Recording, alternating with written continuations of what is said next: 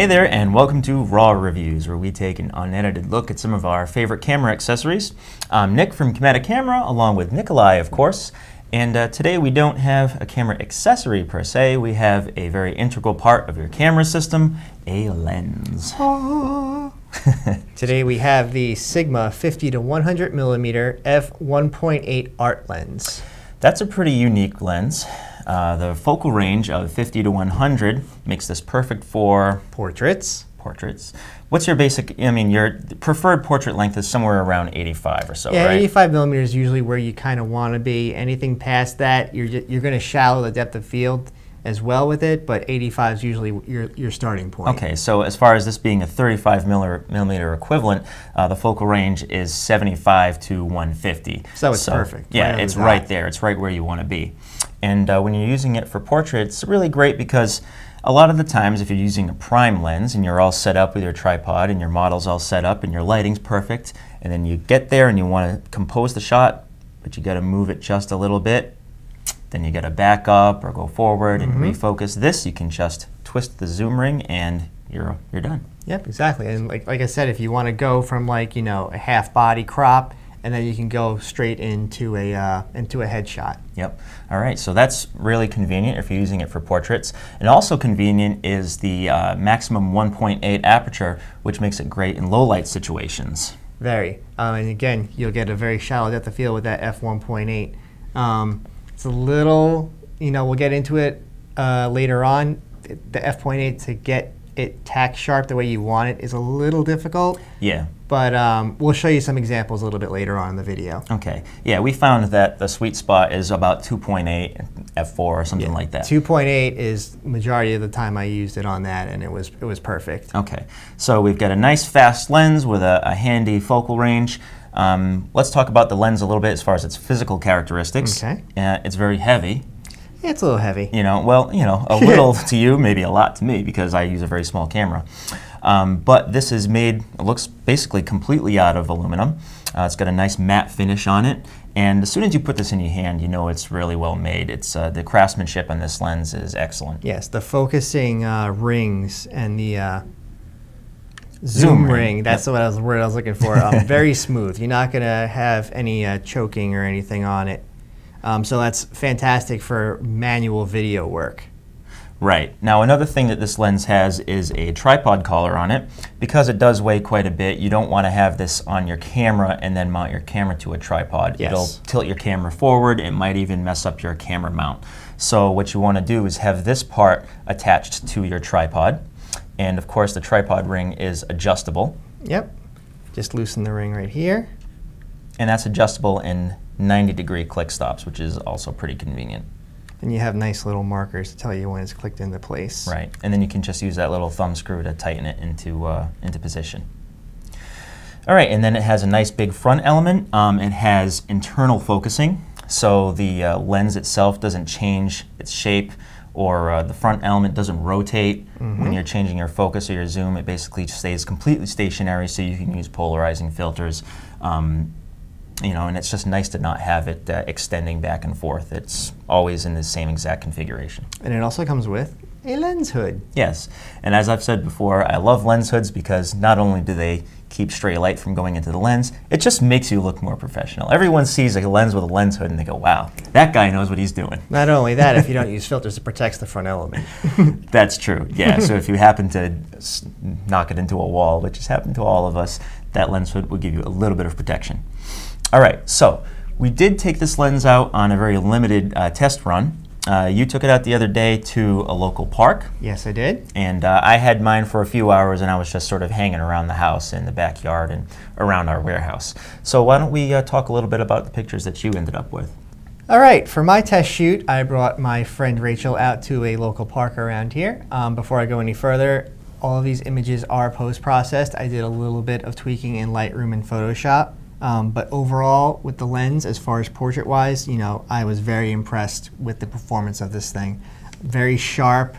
It gave really nice bokeh, really nice background blur, and the autofocus was very fast. Not to mention that it feels like a nice, solid lens, and the zoom was very smooth as well. Yeah, again, you can definitely tell this is very highly, well engineered and very well made. Yes.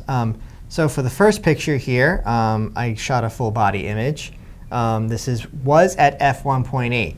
But with that being said, I had a little bit of difficulty getting that autofocus to focus the way I wanted it to, just because the depth of field is so shallow.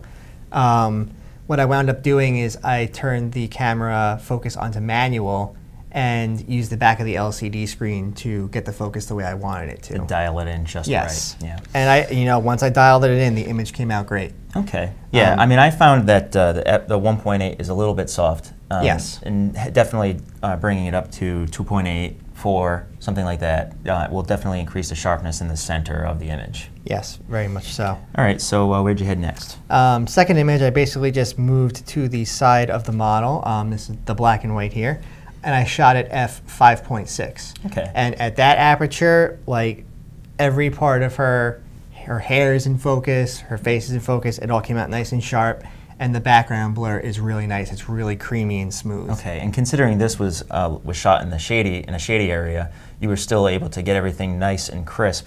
Yes. And you were shooting handheld, right? So. Yes, I was shooting handheld, and off to the side I actually had an assistant with a reflector. So there's a little bit of fill light in there. But after that image, we moved into direct sunlight. And this is where I was actually... Sunshine!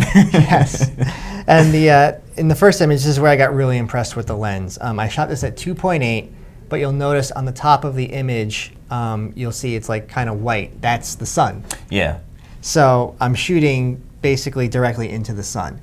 If I was shooting with a cheaper lens with this would have been washed out. Yeah, I mean, you've got a lot of, there's multi-coating on all of the elements in this lens, and it also has a spherical lenses built into it. So the quality of the glass allows you to shoot in that kind of situation without your image getting blown out or ruined by weird lens flares and things. Yes, the lens flare and ghosting on this is very well compensated on this lens and actually adds a very artistic look to your images if you want to do that kind of shot. Right. And I think I did mention this was shot at 2.8. And then the very last image, I zoomed in all the way to 150 millimeters, and this was at 5.6. This one I did very minimal retouching to. I just upped the lighting a little bit in it, and the image came out great. Her skin is nice and smooth. The background is nice and blurred. Right, and that's a great example of a regular standard portrait shot. And the focal length you want to use. And it came out great considering you basically did no processing to that right out of camera, and with this lens it looks great. All right, so I also did a little bit of testing. I didn't get a chance to go out to a park. I just kind of hung around my house, and I was in the garage, and I walked around the warehouse here at work. But I also had really great results with this lens. I mounted it to a Canon T6i. Which is, a lower level camera than the one you were using, but I was still able to get some really great results out of it. Let's see what you got. All right, so I'm building a chicken coop, and I've got some baby chickens in my garage. His pride and joy. Yeah, it's true. It's kind of sad, actually. But I took a shot here of my chicken coop outdoors. This was just at 5.6, and it's sort of like your basic mid-range landscape shot. And everything came out nice and crisp. So that was expected. It was a little bit dark outside, so I was actually quite impressed with the level of light that came through this lens and the quality and sharpness that I got. And then I headed inside to the garage where I keep my little baby chickens, and they're about 4 weeks old. And here they are. So I shot all these at 2.8, and they were just kind of hanging around in the garage, making a mess of the floor, unfortunately. But I focused on their eyes, and you can see that those pictures came out very sharp indeed. And I was pretty impressed. I was about 3 feet away, so I was using this at the closest you possibly can and still get it all in focus. And at 2.8, everything came out really sharp.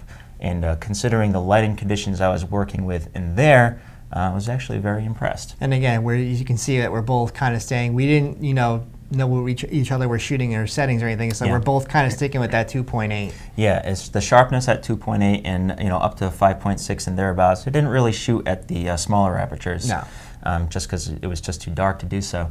But we found in that area it's a really nice sweet spot. All right, so then I went around the house. I took some other pictures of my son's tricycle, which had some raindrops on it, and you can see there at 2.8 everything came out really sharp. I was lying in bed and took a picture of my alarm clock. But as you can see, it's really sharp by evidence of all the dust that's all over my alarm clock. Nice to know you keep your camera by your side at all times. Note to self, dust my alarm clock and put the camera away when you go to bed.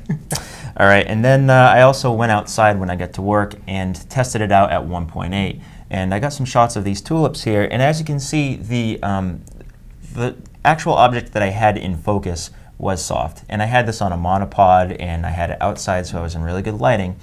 Unfortunately, at 1.8, it's just a little bit too soft in the center. The bokeh is great. Yes. Having that ability to go to 1.8 in low light is very nice. But if you're shooting portraits, you probably want to stay 2.8 and higher than that. Correct. And then just as a comparison, I took a shot of this little group of pansies outside of our building. And as you can see at 1.8, even though I was focused on the same exact flower, at 1.8 everything was a little bit soft, and then at 5.6 the flowers that I wanted to be tack sharp definitely were. So overall, I mean, this was a really great lens to experiment with, and as far as portraits go, I can't imagine having a better lens, especially at this price point. It's really convenient to have that little bit of versatility in the focal length, and having a wide open aperture at all focal lengths is really convenient. And if you're shooting portraits, I mean, really can't go wrong. Absolutely, and I'll say I own the 7200 2.82 VR lens, that VR IS. Sorry, got that mixed up with Nikon, but you know, that's a $2,300 lens, and I have to say the image quality of this one is very comparable to it. And it's at almost half the price of it. Yeah, and I mean, at half the price, you're not getting the image stabilization, which is the only drawback I see here, other than the issues at complete wide open aperture, which we mentioned before. But other than that, I mean, it's well made, it's relatively affordable, and for a lens that you'll be using for basically for portraiture and a whole not a whole lot else. Yeah. This is a really, really good lens, and I would definitely recommend it. Yeah, so recommended, 2.8 aperture, and if you really need it, you really need a pinch, you need that 1.8, you have that option. Yeah, yep. So the Sigma 50-100 f1.8 art lens available now at Cometa.com.